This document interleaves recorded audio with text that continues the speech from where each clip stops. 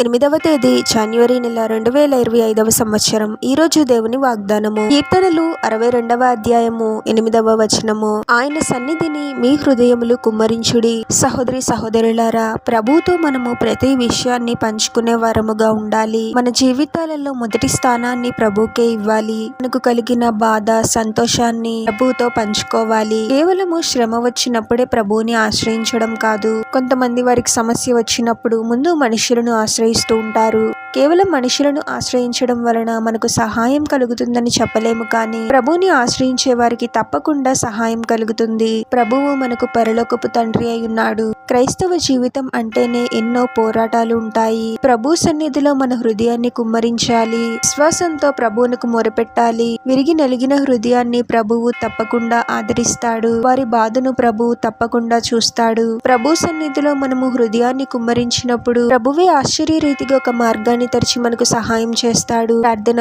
పరిశుద్ధుడవగు ప్రభువా, మీ పరిశుద్ధమైన పాదాలకు వేలాది వందనాలు, స్తుతులు, స్తోత్రాలు చెల్లించుకుంటున్నాము తండ్రి. మరొక నూతన దినంలోనికి మమ్మల్ని క్షేమంగా ప్రవేశింపచేసిన దేవా, మీకే స్తోత్రం ప్రభువా. మా జీవితాలలో ముందు మొదటి స్థానాన్ని మీకే ఇవ్వాలి ప్రభువా. కేవలము ఏదైనా శ్రమ వచ్చినప్పుడు మాత్రమే మిమ్మల్ని ఆశ్రయించడం కాదు, కానీ మా జీవితంలో జరిగే ప్రతి విషయాన్ని మీతో పంచుకుంటూ మీతో సహవాసం చేసే వారముగా మమ్మల్ని దీవించండి తండ్రి. మాలో మేము బాధపడుతూ కృంగిపోయే వారముగా కాకుండా మీ సన్నిధిలో మా హృదయాలను కుమ్మరిస్తూ మీతో సంభాషిస్తూ మీపై గొప్ప విశ్వాసంతో ప్రార్థించే వారముగా మమ్మల్ని దీవించమని, ఈ ప్రార్థనలో ఏకీభవిస్తున్న ప్రతి ఒక్కరిని పేరు పేరున దీవించి ఆశీర్వదించి అభిషేకించమని, వారు చేసే ప్రతి పనిలో మీరే వారికి తోడుగా ఉండి వారిని అన్ని కీడుల నుండి, అపాయాల నుండి మీరే వారిని రక్షించమని, ఈ మా మనవులన్నీ యేసుక్రీస్తు వారి పరిశుద్ధ నామంలో అడిగి వేడుకొనుచున్నాము తండ్రి. ఆమెన్.